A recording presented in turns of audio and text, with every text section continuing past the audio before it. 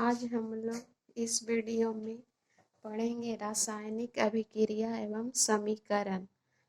रासायनिक chemical reaction and equation. रासायनिक अभिक्रिया एवं समीकरण आप सभी जानते ही होंगे, हमारे जीवन में अनेक सारी परिस्थितियां होती है। जैसे हम लोग जानते हैं, गर्मियों में कमरे के ताप पर दूध को जैसे खुला छोड़ दिया तो उसके बाद क्या होता है, दूध फट जाता है। तो ये एक तरह से रासायनिक बदलाव हुआ। रासायनिक बदलाव होता है यानी रासायनिक अभिक्रियाएं होती है। जैसे हमारे शरीर में भोजन का पचना। रासायनिक अभिक्रियाएं जब एक या एक से अधिक पदार्थ परस्पर अभिक्रिया करके नए पदार्थ बनाते हैं तो उसे हम रासायनिक अभिक्रियाएं कहते हैं।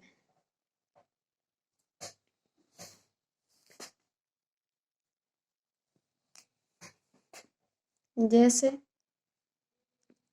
मैग्नीशियम को ऑक्सीजन में रिएक्शन करवाने से बनता है magnesium oxide. Magnesium oxide. Magnesium oxide magnesium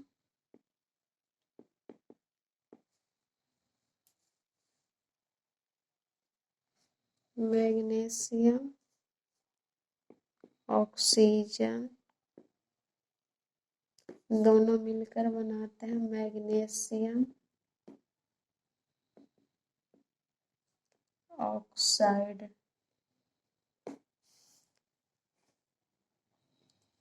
इसे हम रिएक्टेंट कहते हैं।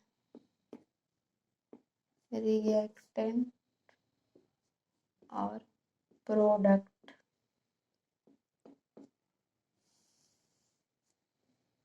हिंदी में इसको हम अभिकारक कहते हैं। अभिकारक और प्रतिफल।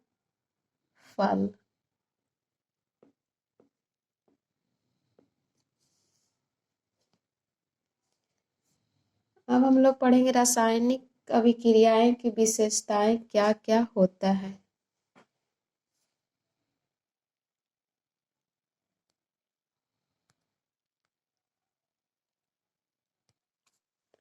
रासायनिक अभिक्रिया के विशेषताएं। पहला होता है अवस्था में परिवर्तन।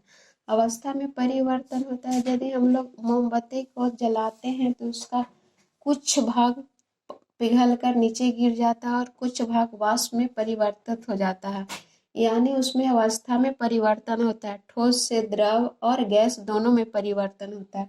दूसरा होता है ताप में परिवर्तन। ताप में परिवर्तन।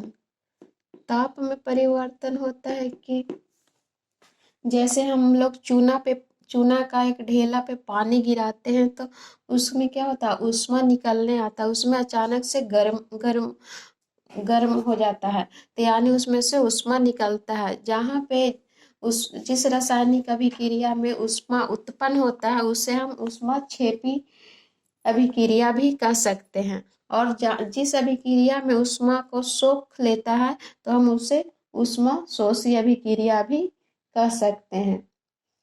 तीसरा होता है रंग में परिवर्तन।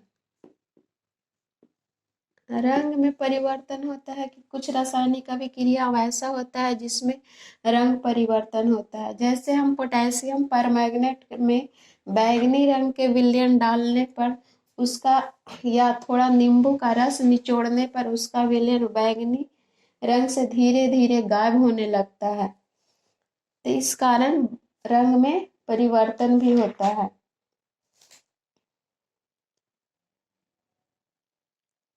चौथा होता है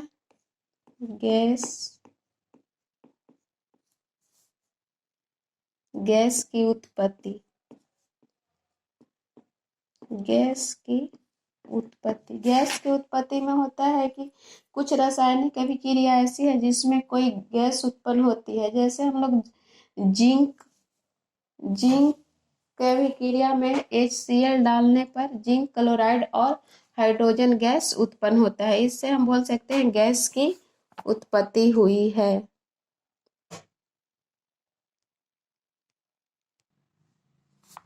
दूसरा है रासायनिक समीकरण। रासायनिक समीकरण वो होता है वैसी किसी रासायनिक अभिक्रिया में भाग लेने वाले पदार्थों को संकेत या सूत्रों द्वारा निरूपित करते हैं, वो रासायनिक समीकरण होता है।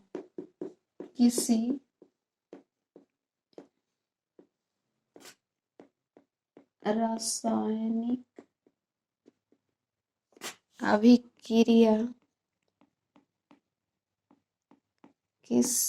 रासायनिक अभिक्रिया में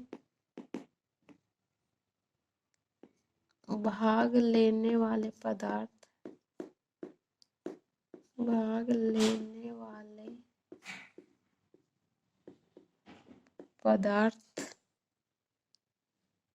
पदार्थों को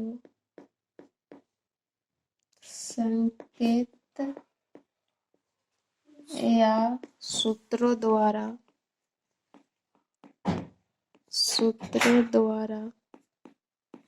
निरूपित करते